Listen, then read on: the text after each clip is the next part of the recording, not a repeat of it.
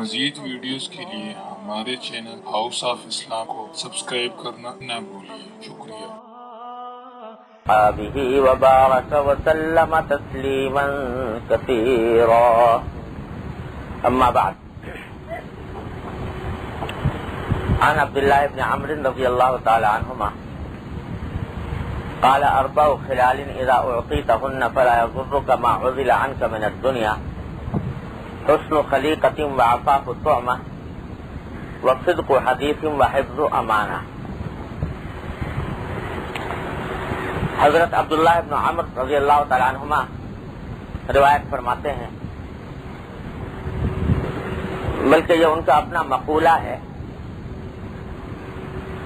اور ظاہر ہے کہ اپنی طرف سے بات نہیں کہہ رہے، صحابہ کرام اس قسم کی باتیں جناب نبی کریم سرورت عالم صلی اللہ علیہ وسلم سے سن کر آپ سے علم حاصل کر کے فرمایا کرتے تھے۔ فرمایا کہ 4 خصلتیں ایسی ہیں جو اگر تمہیں مل جائیں، تمہارے اندر وہ پیدا ہو جائیں، تو تمہیں اس کا کوئی نقصان نہیں کہ دنیا کی باقی چیزیں تم سے جاتی رہیں۔ 4 چیزیں اگر مل جائیں تو یہ ہر دنیا کی نعمت سے بالاتر ہیں۔ ایک فرمایا حسن خلیقہ، حسن اخلاق۔ دوسرے فرمایا عفاف الطعمہ، کھانے کا حلال ہونا، پاکیزہ ہونا اور حلال ہونا۔ وصدق حدیث، اور بات کی سچائی۔ وحفظ امانہ، اور امانت کی حفاظت۔ یہ 4 خاصیتیں بیان فرمائیں کہ یہ اگر عطا ہو جائیں تو دنیا کی اور کوئی نعمت نہ ملے تب بھی تمہاری بھلائی کے لیے یہ 4 چیزیں کافی ہیں۔ ان میں سے پہلی چیز یعنی حسن اخلاق، اس کا کچھ بیان میں نے پچھلے جمعہ میں اور اس سے پچھلے اتوار کو اس سے پہلے کیا تھا، پچھلے مجلسوں میں۔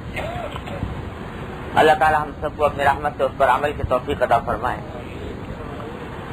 دوسری چیز جو بیان فرمائی گئی ہے وہ ہے لقمے کی پاکیزگی۔ آدمی جو کچھ کھا رہا ہے، جو رزق اس کو ملا ہوا ہے، وہ پاکیزہ ہو۔ پاکیزہ ہونے کے معنی یہ نہیں ہے کہ محض دیکھنے میں صاف ستھرا ہو، جراثیم سے پاک ہو۔ یہ تو خیر ہونا ہی چاہیے کہ صاف ستھرا آدمی کھائے، لیکن یہاں مراد یہ ہے کہ وہ حلال ہو۔ جو کچھ کھا رہا ہے انسان وہ حلال ہو، اور حرام اور ناجائز کھانے سے انسان پرہیز کرے۔ اور یہ رزق حلال کو حاصل کرنا اور اپنے رزق میں حلال ہونے کا اہتمام کرنا، یہ ایمان کے بنیادی ستونوں میں ہے کہ آدمی اس بات کا پورا لحاظ رکھے کہ جو لقمہ میں کھا رہا ہوں وہ حلال لقمہ ہو۔ کیونکہ حدیث میں نبی کریم سرورت عالم صلی اللہ علیہ وسلم نے فرمایا کہ لحم نبت من سحت فالنار اولا به، او کما قال صلی اللہ علیہ وسلم کل لحم نبت من سحت فالنار اولا به، او کما قال صلی اللہ علیہ وسلم، کہ انسان کے جسم پر جو گوشت حرام کھا کر اگا ہو وہ جہنم کا ایندھن ہے۔ حرام کھا کر ظاہر جب آدمی کچھ کھاتا ہے تو وہ انسان کی نشو و نما کا ذریعہ بنتا ہے، اس سے اس کی جسم کے اندر بڑھوتری ہوتی ہے، اس سے کچھ گوشت بنے گا، اس سے جسم کے دوسرے اعضاء کے اندر قوت آئے گی۔ تو جو کوئی گوشت اگا ہو حرام مال سے، حرام کھانے سے، وہ جہنم اس کی زیادہ مستحق ہے، وہ جہنم کا ایندھن بنے گا۔ العیاذ باللہ العلی العظیم۔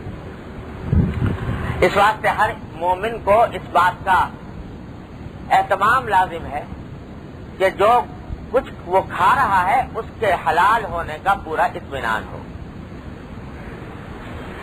کوئی حلال حرام چیز اپنے حلق میں نہ جائے، پیٹ میں نہ جائے. اللہ حرام رزق، حرام کھانے کا آخرت میں جو کچھ وبال ہے وہ تو ہے ہی، اللہ بچائے، جس کا ذکر نبی کریم صلی اللہ علیہ وسلم نے فرمایا کہ وہ گوشت جہنم کا ایندھن بنے گا. لیکن اس دنیا میں بھی حرام کی بے برکتی اللہ تبارک و تعالی دنیا کے اندر بھی دکھا دیتے ہیں. حرام طریقے سے کمایا ہوا پیسہ اور حرام کھانا دنیا میں بھی اللہ تبارک و تعالیٰ اس کو ایک عذاب بنا دیتے ہیں کہ بظاہر انسان کے پاس پیسے بہت اکٹھے ہو گئے، بینک بیلنس بہت زیادہ ہو گیا، لیکن مصیبتیں آ رہی ہیں، آفتیں آ رہی ہیں، کبھی چوریاں ہو رہی ہیں، کبھی ڈاکے پڑ رہے ہیں، کبھی کوئی اغوا کر کے لے جا رہا ہے، کبھی بیماریاں کھڑی ہو گئی ہیں، کبھی پریشانیاں کھڑی ہو گئی ہیں. یہ ساری بے برکتیاں پیدا ہوتی ہیں حرام رزق حرام مال کی. تو ایک تو دنیا کے اندر آدمی کو یہ ہوتا ہے کہ وہ مال میں برکت نہیں ہوتی، پیسے گنتی میں بہت ہو گئے لیکن برکت نہیں. آج کل اچھے بڑے کھاتے پیتے لوگ جن کی آمدنیاں بہت ہیں، مگر یہ شکوہ کرتے ہوئے پاؤ گے کہ جی پورا نہیں ہوتا. پورا اس لیے نہیں ہوتا کہ اس بات کا دھیان نہیں کہ اللہ تبارک و تعالیٰ کے احکام کے مطابق رزق حاصل ہو، اس کے خلاف جو حاصل ہوگا وہ تو پورا نہیں ہوگا، اس میں تو برکت نہیں ہوگی. ایک تو بے برکتی یہ ہوتی ہے. دوسری اس سے بھی زیادہ خطرناک بے برکتی یہ ہے کہ حرام گوشت، حرام کھانا، حرام رزق اللہ بچائے انسان کے اندر سے ایمان کی حس سلب کر لیتا ہے. ایمان کا جو شعور ہے، جو حس ہے، وہ چھن جاتی ہے. اچھے برے کی تمیز نہیں رہتی، عقل خراب ہو جاتی ہے، عقل اوندھی ہو جاتی ہے، برے کو اچھا سمجھنے لگتا ہے، اچھے کو برا سمجھنے لگتا ہے. انسان کے اندر یہ باتیں پیدا ہو جاتی ہیں اور اس کا احساس ہوتا ہے ان حضرات کو جن کو اللہ تبارک و تعالی نے جن کو شعور عطا فرمایا، ایمان کا نور عطا فرمایا، تو ان کو پتا ہوتا ہے کہ ہم سے کیا چیز چھن گئی. ذرا سا بھی اگر غبار ہو آ جائے حرام کا تو ان کو محسوس ہوتا ہے کہ دل کے اندر ایک تاریکی چھا گئی، ظلمت چھا گئی، اندھیرا ہو گیا. حضرت مولانا محمد یعقوب صاحب نانوتوی رحمۃ اللہ علیہ، جو ہمارے حضرت حکیم الامت مولانا تھانوی رحمۃ اللہ علیہ کے استاد تھے، ان کا واقعہ حضرت نے لکھا ہے، حضرت تھانوی رحمۃ اللہ علیہ نے، کہ ایک مرتبہ فرمانے لگے کہ ایک مرتبہ کسی جگہ، ایسی جگہ ایک صاحب کے یہاں، ایسے صاحب کے یہاں دعوت کھا لی جن کی آمدنی اللہ بچائے جائز نہیں تھی، حرام تھی. تو شروع میں 2-4 نوالے کھا لیے، بعد میں پتہ چلا تو چھوڑ کے چلے آئے. 2-4 نوالے کھا لیے، پہلے پتا نہیں تھا کہ آمدنی حرام تھی. اللہ تو فرماتے تھے کہ وہ 2 نوالے جو کھا لیے تھے، 2-4 نوالے نادانستگی میں بے جانے بوجھے کھا لیے تھے، اس کی تاریکی مجھے اپنے دل میں 1 مہینے تک محسوس ہوئی. اس کی ظلمت کیا محسوس ہوئی کہ دل میں بار بار گناہوں کے تقاضے پیدا ہوتے تھے، یہ گناہ کر لوں، یہ گناہ کر لوں، یہ گناہ کر لوں. تو رزق حرام جب اللہ بچائے انسان کے پیٹ میں چلا جاتا ہے تو وہ ظلمت پیدا کرتا ہے، تاریکی پیدا کرتا ہے، اور اس کے نتیجے میں انسان کے دل میں گناہ کا شوق پیدا ہوتا ہے، گناہوں کی طرف رغبت پیدا ہوتی ہے، اور رفتہ رفتہ انسان گناہوں کے اندر مبتلا ہوتا چلا جاتا ہے. قرآن کریم نے کیا بہترین تعبیر میں فرمایا، قرآن کریم میں آیت ہے کہ یا ایھا الرسل کلوا من الطیبات واعملوا صالحا، اے رسولو، انبیاء کرام کو خطاب ہو رہا ہے، اے رسولو، اے میرے رسولو، اے میرے پیغمبروں، پاکیزہ اور حلال چیزیں کھاؤ اور نیک عمل کرو۔ لوگوں نے کہا کہ پاکیزہ حلال چیز کھانے اور نیک عمل کرنے میں کیا تعلق؟ تو مفسرین نے فرمایا تعلق یہ ہے کہ جب آدمی حلال کھانے کا اہتمام کرتا ہے تو اس کے دل میں نیک کام کے جذبے پیدا ہوتے ہیں، نیک کام کا شوق پیدا ہوتا ہے، نیکیوں کا جذبہ پیدا ہوتا ہے، نیکیوں کے داعی اور تقاضے پیدا ہوتے ہیں۔ اور اگر حرام رزق کھا رہا ہے تو اس سے انسان کے دل میں برائیوں کے اور گناہ کے تقاضے پیدا ہوتے ہیں۔ یہ جو ہوتا ہے نا کہ بھئی کیا کریں، برا سمجھ رہے ہیں کہ یہ کام اچھا نہیں ہے، مگر پھر بھی ہمت نہیں ہوتی چھوڑنے کی، حوصلہ نہیں ہوتا۔ وہ اس لیے نہیں ہوتا کہ اللہ بچائے اپنے رزق اور لقمے کو حلال کرنے کی فکر نہیں، اور نہ جانے کن کن طریقوں سے ناجائز رزق منہ میں جاتا ہے، پیٹ میں جاتا ہے، تو وہ گناہ کے تقاضے پیدا کرتا ہے۔ یہ اللہ تبارک و تعالیٰ نے ایک کنیکشن رکھا ہے رزق حلال میں اور نیکیوں میں، اور رزق حرام میں اور گناہوں میں، یہ کنیکشن ہے۔ تو جب رابطہ جوڑ لیا رزق حرام سے تو گناہوں سے رابطہ جوڑ لیا، گناہوں کے ساتھ رشتہ لگ گیا، گناہ پیدا کے تقاضے پیدا ہوں گے، چھوڑنا آسان نہیں رہے گا۔ تو میں نے عرض کیا کہ دنیا کے اندر جو رزق حرام کے نقصانات ہیں ان میں ایک تو ہے بے برکتی، روپیہ بہت جمع ہو گیا مگر کام پورے نہیں ہو رہے، اور دوسرا اس کا خطرناک نتیجہ یہ ہوتا ہے کہ انسان کے دل میں گناہوں کے تقاضے پیدا ہوتے ہیں، ظلمت اور تاریکی آتی ہے۔ اس ظلمت کا احساس شروع میں ہوتا ہے ان لوگوں کو جن کے دل پاک صاف ہوتے ہیں، وہ ذرا سی بھی ظلمت آ گئی، ذرا سی تاریکی آ گئی تو پتہ چلتا ہے، لیکن اللہ بچائے جب حسی مٹ جائے، بے حسی ہو جائے تو اس ظلمت کا، اس تاریکی کا پتہ ہی نہیں لگتا، آدمی گناہ کے اندر بڑھتا چلا جاتا ہے، بڑھتا چلا جاتا ہے اور احساس ہی نہیں ہوتا۔ حدیث میں فرمایا نبی کریم صلی اللہ علیہ وسلم نے کہ صاحب ایمان کا حال یہ ہوتا ہے کہ اگر کبھی صاحب ایمان سے کوئی غلطی سرزد ہو جائے، انسان ہے کبھی گناہ ہو گیا، غلطی ہو گئی، تو اس کے دل میں اتنی ندامت ہوتی ہے، شرمندگی ہوتی ہے کہ اس کو وہ اپنا کیا ہوا گناہ ایک پہاڑ معلوم ہوتا ہے، پہاڑ معلوم ہوتا ہے، اور ندامت اور شرمندگی ہوتی ہے، اللہ تعالیٰ کے سامنے روتا ہے، گڑ گڑاتا ہے، یا اللہ مجھ سے غلطی ہو گئی۔ لیکن اللہ بچائے جب بے حسی پیدا ہو جائے، غفلت پیدا ہو جائے، تو اس وقت حالت یہ ہوتی ہے کہ گناہ کرتا ہے، دل میں ذرا سے خیال آیا کہ بھئی تم نے یہ گناہ کا کام کیا، ذرا سا خیال آیا، فوراً اس خیال کو جھٹک دیا، جیسے ایک مکھی ناک پر آ کے بیٹھی اور اس کو اڑا دیا، تو پھر رفتہ رفتہ بے پرواہ ہو جاتا ہے، غافل ہو جاتا ہے اور گناہ کرتا چلا جاتا ہے اور ذرا بھی احساس باقی نہیں ہوتا۔ اللہ بچائے، اللہ تعالیٰ ہر مومن کو اس انجام سے محفوظ ہو۔ تو دوسرا نقصان یہ، تیسرا نقصان رزق حرام کا نبی کریم سرور دو عالم صلی اللہ علیہ وسلم نے یہ بیان فرمایا کہ جب آدمی کا رزق حلال نہ ہو تو دعائیں قبول نہیں ہوتی، دعائیں قبول نہیں ہوتی۔ حدیث میں نبی کریم صلی اللہ علیہ وسلم نے فرمایا کہ بہت سے لوگ ایسے ہیں جن کے بال پراگندہ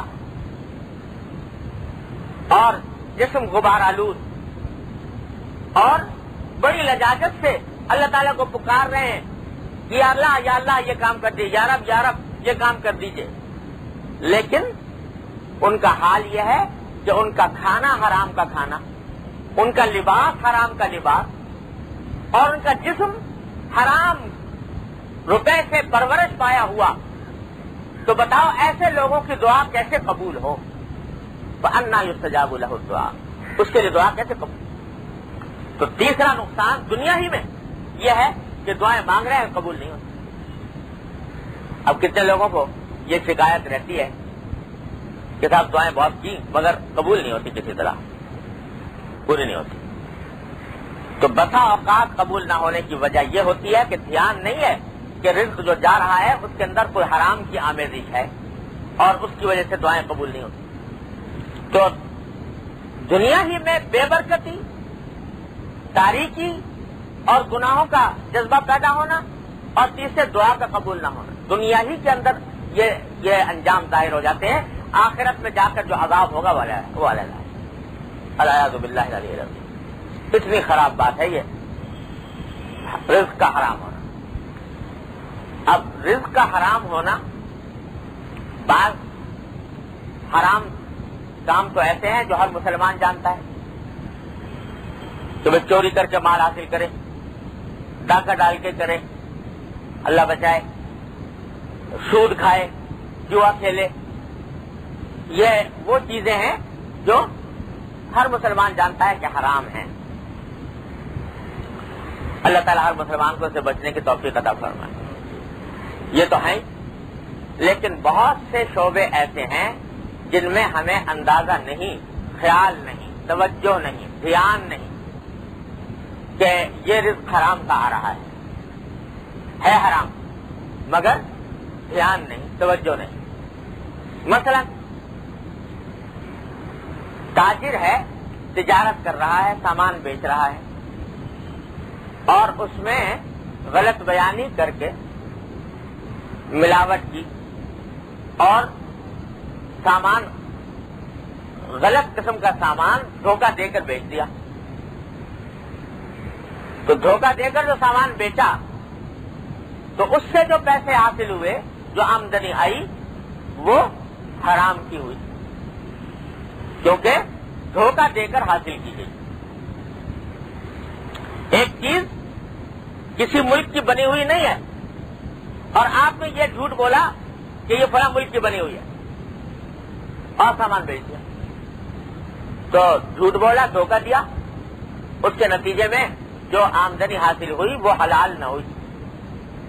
تو اب جو کھانا کھا رہے ہیں وہ حلال نہیں کھا رہے،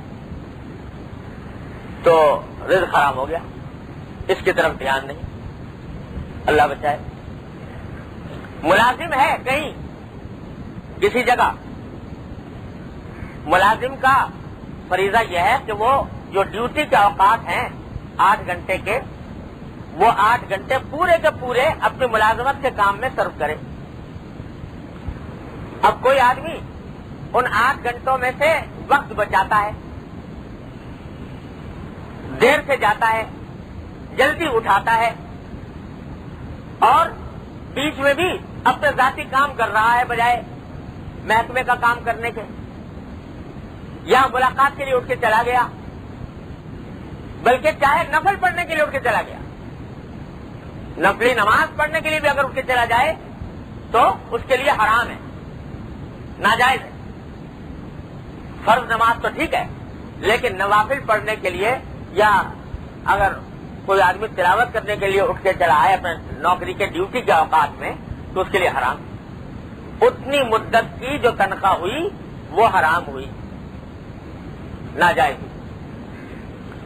جب وہ تنخواہ میں حرام شامل ہو گیا تو آپ کو پتا ہے اگر ایک بالٹی رکھی ہوئی ہو پانی کی اور اس میں ایک قطرہ پیشاب کا ڈال دے کوئی، ہے تو وہ چھوٹا سا قطرہ، لیکن پوری بالٹی کو گندا کرے گا کہ نہیں؟ پوری بالٹی کو ناپاک بنا دے گا. تو یہ حرام مال چاہے تھوڑا ہی سا ہو، لیکن جب انسان کے رزق میں شامل ہو گیا تو اس نے حرام ہونے کی نجاست پھیلا دی، اور اس نجاست کے پھیلانے کے نتیجے میں جو آدمی رزق کھا رہا ہے وہ حرام ہو گیا اور حرام کی بے برکتی شامل ہوگی.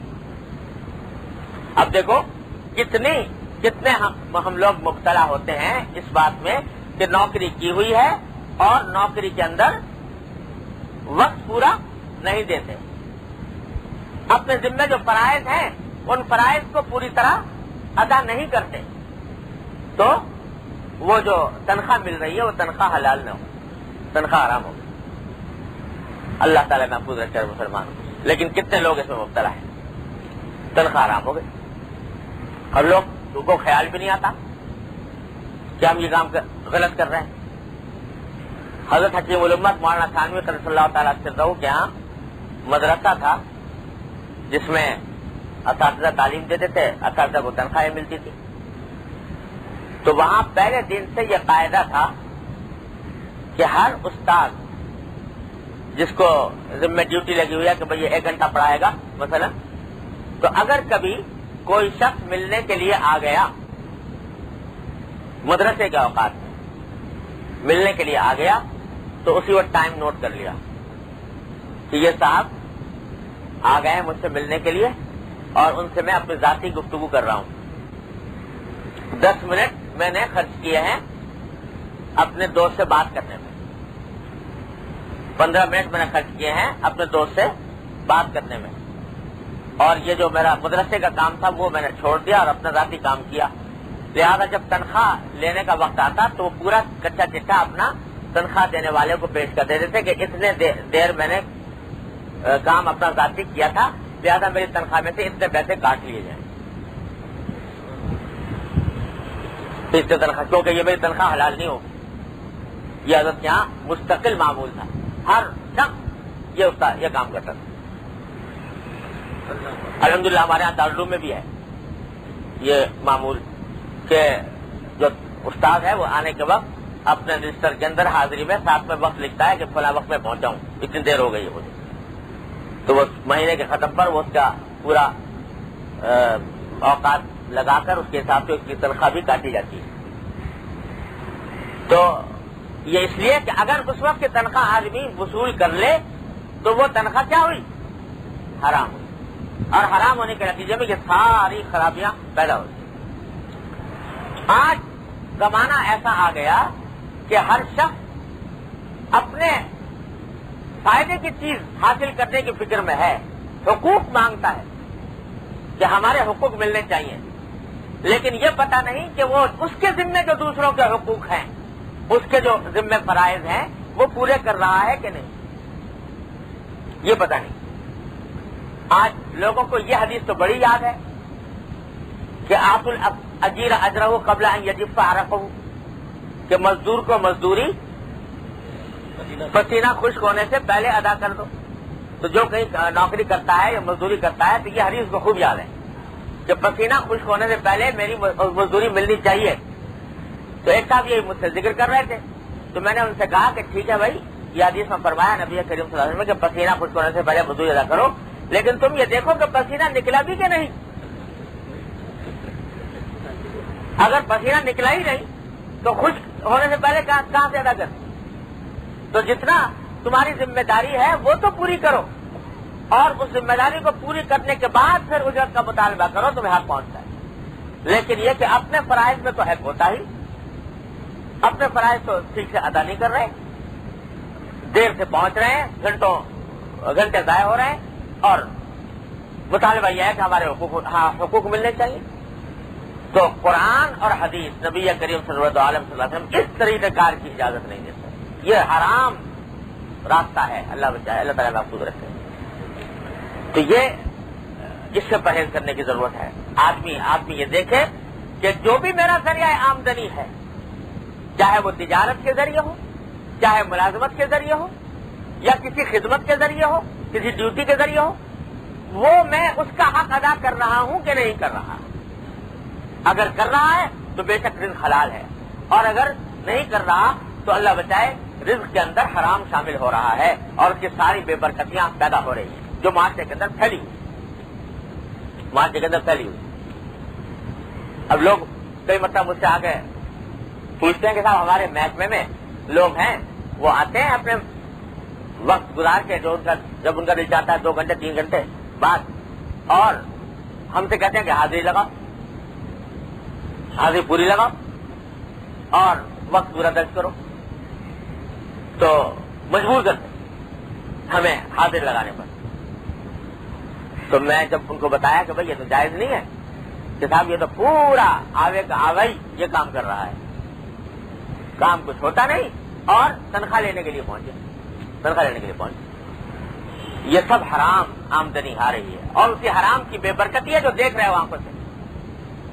یہ جو لوٹ مار مچی ہوئی ہے کسی کی جان مال آبرو محفوظ نہیں، یہ ویسے ہی تو نہیں آتا. اللہ تبارک و تعالیٰ کی طرف سے اندیکھے اسباب ہوتے ہیں. بظاہر دیکھنے میں وہ نظر نہیں آ رہے اسباب، لیکن حقیقت میں یہ عذاب ہے جو مسلط ہے ہمارے اوپر اس حرام خوری کا. قوم کی قوم کرپشن میں مبتلا ہو گئی ہے، قوم کی قوم رشوت خور ہو گئی ہے، اور اس کے نتیجے میں ساری قوم بھگت رہی ہے. اور یاد رکھو، اس حرام آمدنی کا فائدہ حقیقت میں دیکھو تو کسی کو نہیں پہنچتا، سب مصیبت کا شکار رہتے ہیں. جو آدمی ایک جگہ سے رشوت لیتا ہے اسے 10 جگہ رشوت دینی بھی پڑتی.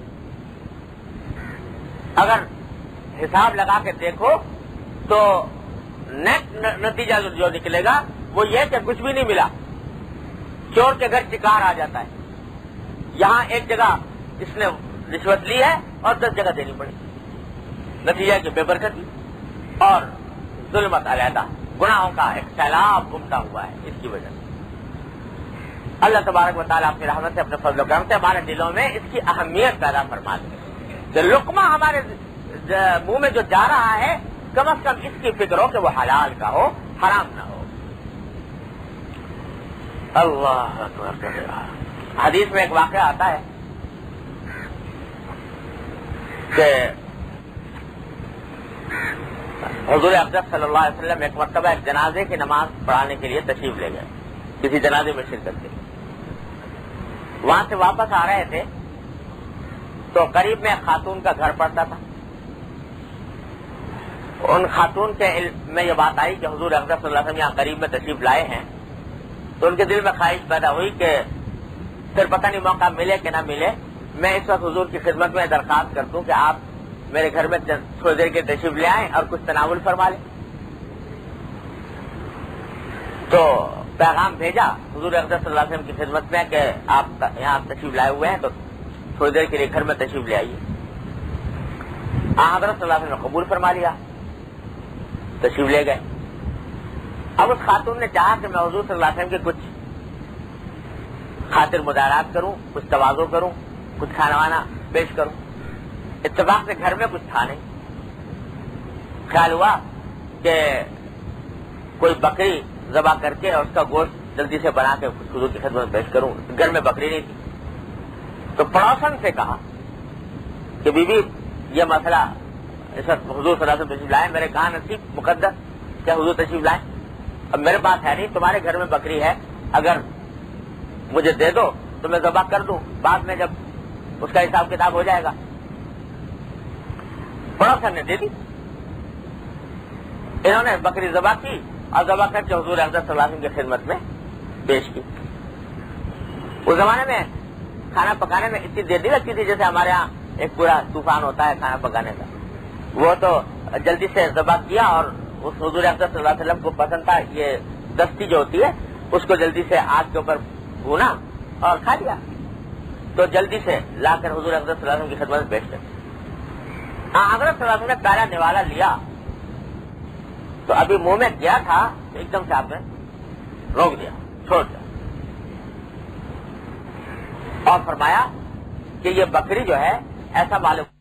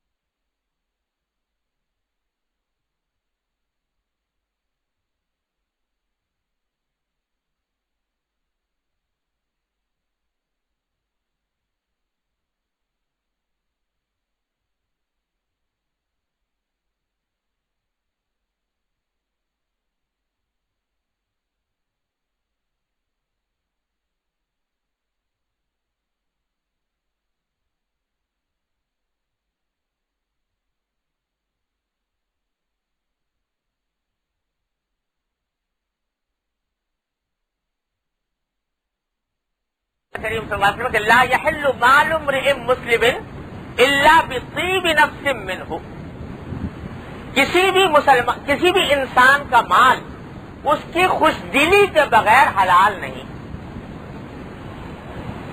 ذرا سمجھ لیجیے اس بات کو اچھی طرح، خوش دلی کے بغیر حلال نہیں.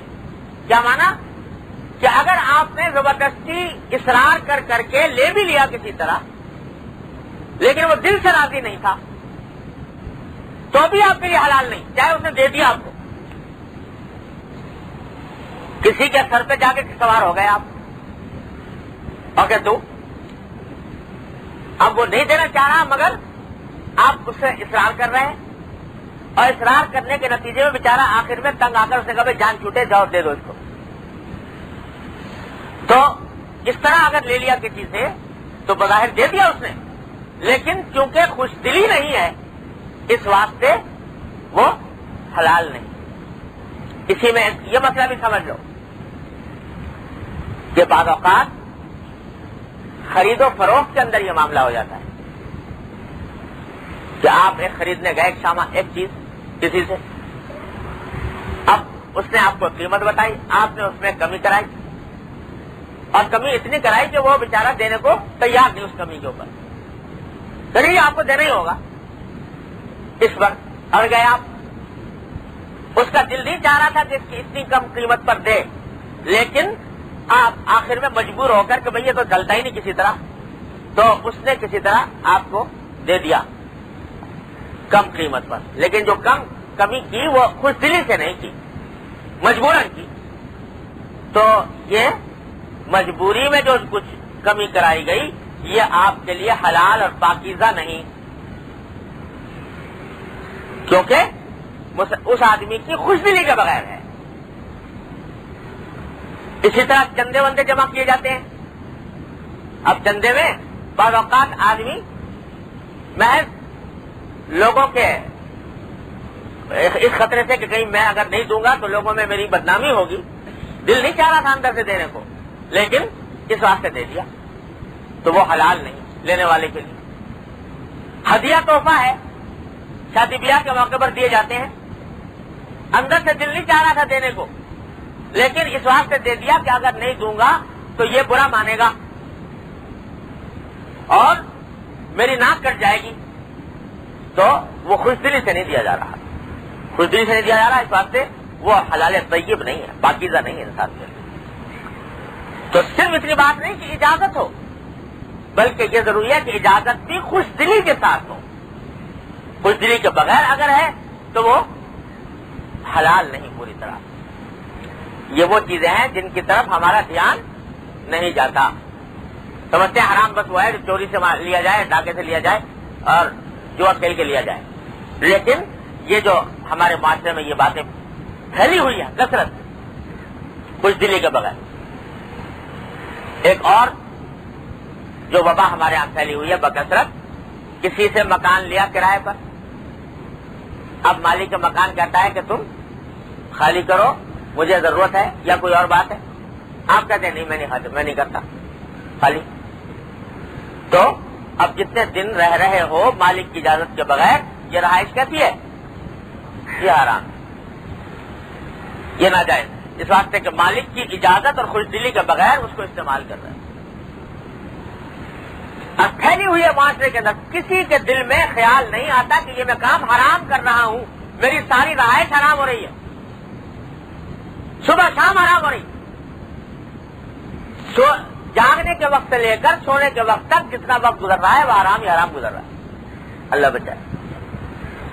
لیکن خیال نہیں آتا اور کر رہے ہیں، مبتلا ہے. تو رزق حرام میں صرف یہی چوری ڈاکہ ہی داخل نہیں ہے، یہ سب چیزیں داخل ہیں. کسی کی چیز اٹھا لی اور وہ اس کی اجازت کے بغیر، خوش دلی کے بغیر استعمال کر لی تو حرام ہے اس کا استعمال، ناجائز ہے، چاہے تھوڑی دیر کے لیے ہی. اس کی خوش دلی کے بغیر کسی کی چیز کو استعمال کرنا جائز نہیں، چاہے آپس میں قریبی تعلقات ہوں، لیکن جس چیز کے بارے میں 100% یقین نہ ہو کہ یہ خوش دلی سے میرے استعمال کرنے پر راضی ہوگا، اس وقت تک استعمال کرنا جائز. عام لوگوں کے اندر یہ بیماری ہے بکثرت. کسی کے گھر گئے, ٹیلی فون رکھا ہوا ہے اور اٹھا کے ٹیلی فون شروع کرنا شروع کر دیا, پوچھا پیچھا کچھ بھی نہیں کہ یہ میں کر سکتا ہوں کہ نہیں کر سکتا, کروں یا نہ کروں, اور ٹیلی فون کرا کے اور اپنا فارغ ہو کے اپنا الو سیدھا کر کے چلتے ہوئے. یہ اجازت کے بغیر ہو رہا ہے کام, اس واسطے کیا ہے؟ حرام ہے, ناجائز یہ کام ہے. کسی کی سواری اسی طریقے سے اٹھا کے لے جائے. تو ان چیزوں کو کی طرف دھیان نہیں, توجہ نہیں, اور یہ سب حرام کام ہو رہے ہیں معاشرے میں. اس کا وبال پھیلا ہوا ہے تمام. تو بھائی خدا کے لیے ہم اپنی جانوں پر رحم کریں. کم از کم اتنا تو ہو کہ جو کھا رہے ہیں وہ حلال ہو, جو برت رہے ہیں وہ حلال ہو, اور اس میں کوئی ظلم کا پہلو نہ ہو, اللہ تبارک و تعالیٰ کو ناراض کرنے کا پہلو نہ ہو. اطمینان کر لو کہ جو لقمہ جا رہا ہے وہ حلال ہے.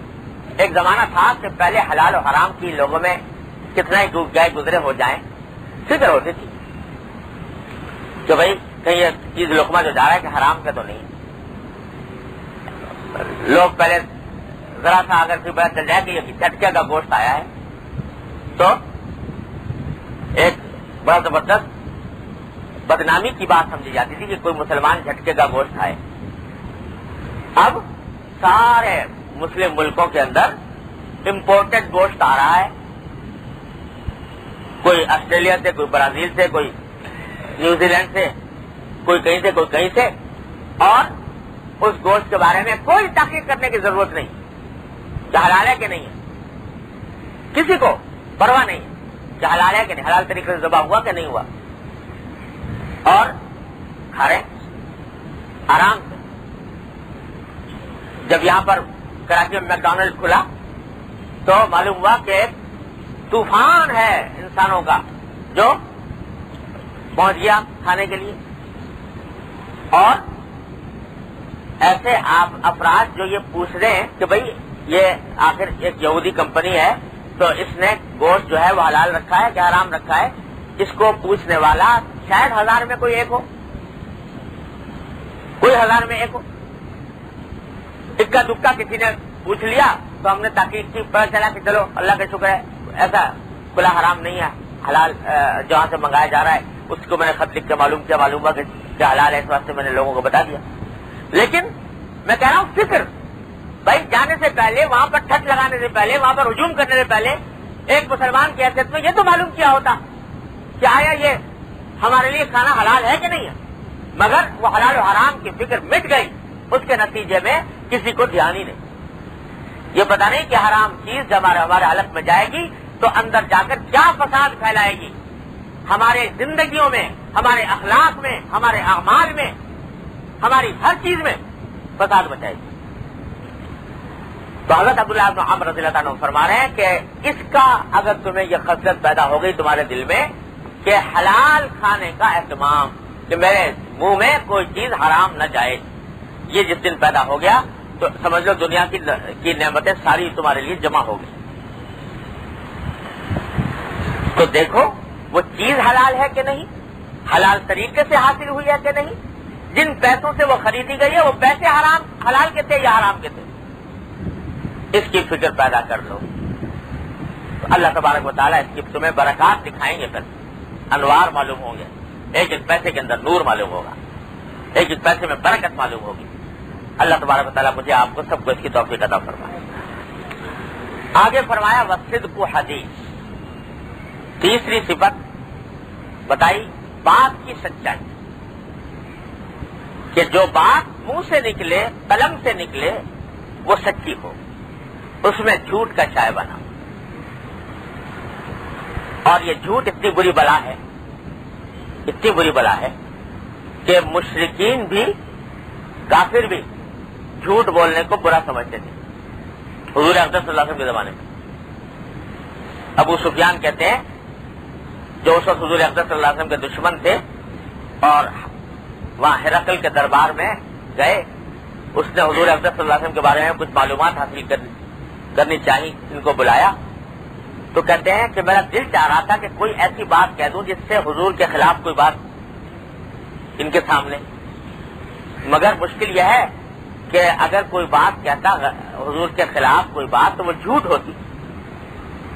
اور مجھے یہ بات پسند نہیں تھی کہ لوگ یہ کہیں کہ ابو سفیان نے جھوٹ بولا. کفر کی حالت میں یہ کہہ رہے ہیں کہ یہ مجھے بات پسند نہیں تھی کہ لوگ یہ کہیں کہ ابو سفیان نے جا کے وہاں ہرقل کے دربار میں جھوٹ بول دیا. تو جھوٹ بولنے کو کافر بھی برا سمجھتے, مشرک بھی برا سمجھتے. اور آج معاشرے کے اندر جھوٹ عام ہو گیا. زبان سے بات نکالتے ہوئے اس بات کی پرواہ نہیں ہے کہ واقعے کے مطابق بات نکل رہی ہے یا واقعے کے خلاف نکل رہی ہے. جھوٹ پھیلا ہوا ہے, جبکہ نبی کریم صلی اللہ علیہ وسلم نے فرمایا تھا کہ الصدق ینجی والکذب یہلک. سچائی نجات دینے والی چیز ہے اور جھوٹ بربادی لانے والی. صحابہ کرام نے سخت سے سخت حالات میں بھی زبان سے جھوٹ نکالنے سے پرہیز کیا. آپ کو شاید پہلے میں نے سنایا تھا یہ نہیں کہ جب حضور اقدس صلی اللہ علیہ وسلم ہجرت کے تشریف لے جا رہے ہیں, صدیق اکبر رضی اللہ عنہ ساتھ ہیں اور مکے کے مشرکین نے ہرکارے دوڑائے ہوئے ہیں یا کسی طرح حضور اقدس صلی اللہ علیہ وسلم کو پکڑ کے لے آئے اور آپ کے سر کی قیمت لگی ہوئی ہے کہ جو شخص حضور اقدس صلی اللہ علیہ وسلم کو گرفتار کر کے لائے گا اس کو 100 اونٹ کا انعام ملے گا. 100 اونٹ کا انعام مقرر کیا گیا تھا اس زمانے کے اندر حضور اقدس صلی اللہ علیہ وسلم کے لیے.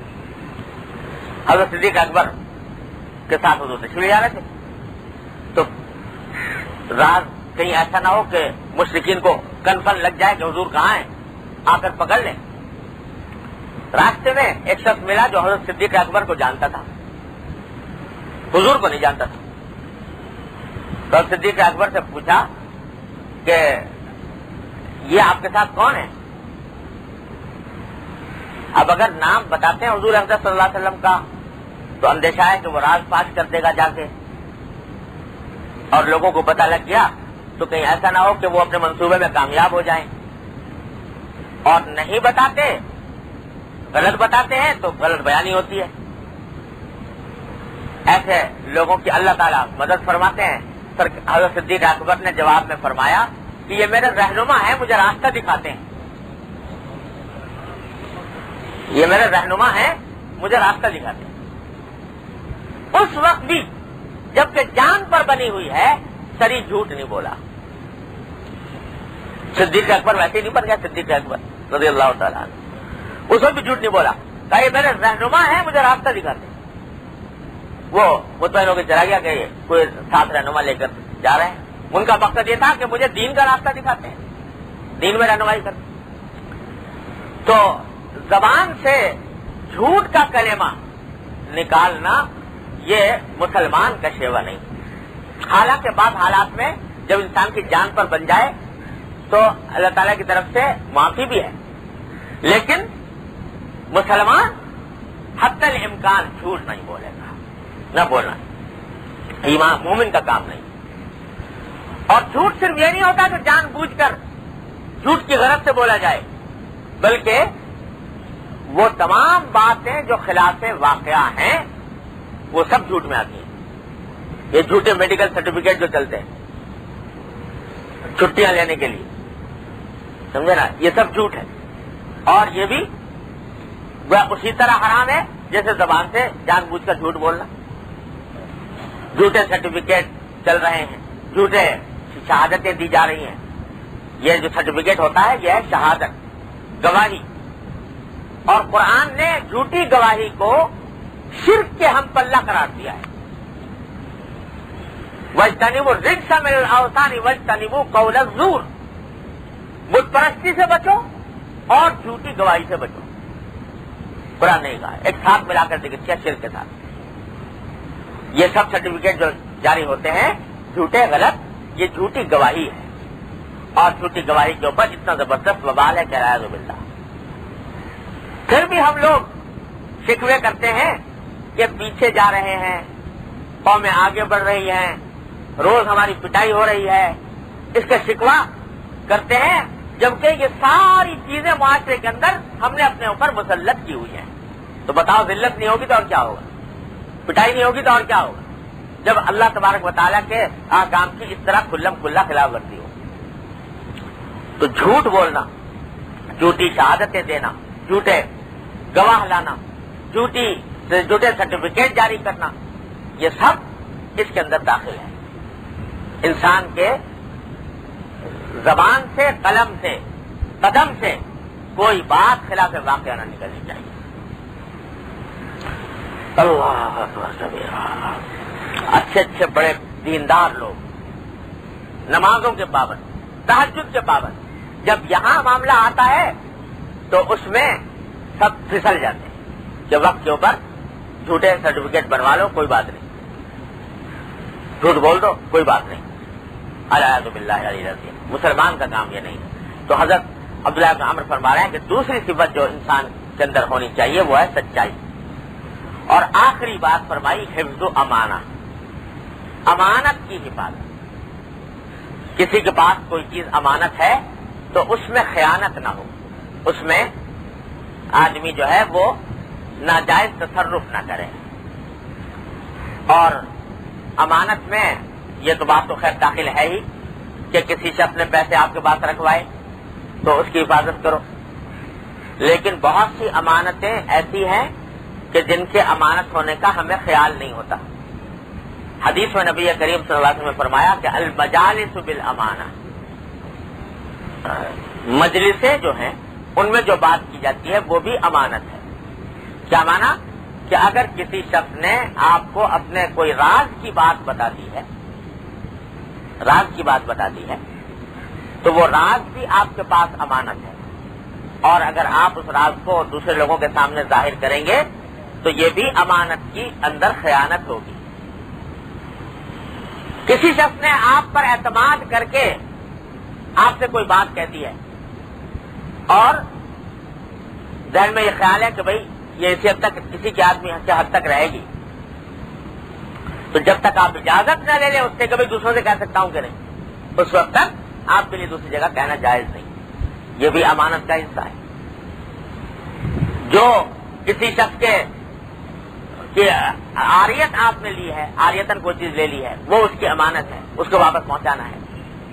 قرآن کریم میں فرمایا ان اللہ یامرکم ان تؤدوا الامانات الی اہلہا، امانتیں اس کے حقداروں کو پہنچاؤ، یہ تمہارا فریضہ ہے تو اس کو پہنچاؤ.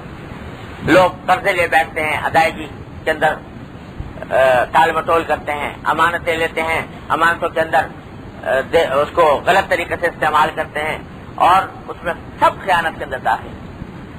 اللہ تبارک و تعالیٰ اپنے فضل و کرم سے، اپنی رحمت سے ہم سب کو ان بدعمالیوں سے نجات عطا فرمائے. اور جو 4 صفتیں حضرت عبداللہ بن عمر رضی اللہ عنہ نے بیان فرمائی ہیں، اللہ تعالیٰ اپنے رحمت سے، اپنے فضل و کرم سے ہم سب کے اندر پیدا فرما دے. وآخر دعوانا الحمدللہ رب العالمین.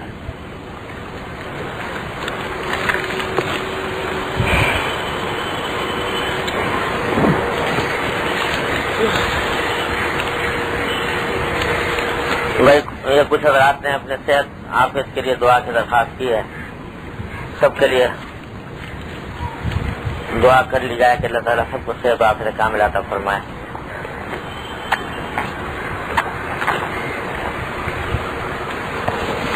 اللهم صل على سيدنا مولانا محمد وعلى ال محمد كما صليت على ابراهيم وعلى ال ابراهيم انك حميد مجيد. ربنا ظلمنا انفسنا وان لم تغفر لنا وترحمنا لنكونن من الخاسرين. ربنا آتنا في الدنيا حسنة وفي الآخرة حسنة وقنا عذاب النار. اللهم آت أنفسنا تقواها وزكها أنت خير من زكاها أنت وليها ومولاها. اللهم اجعلنا نخشاك كأننا نراك. مزید ویڈیوز کے لیے ہمارے چینل ہاؤس آف اسلام کو سبسکرائب کرنا نہ بھولیے. شکریہ.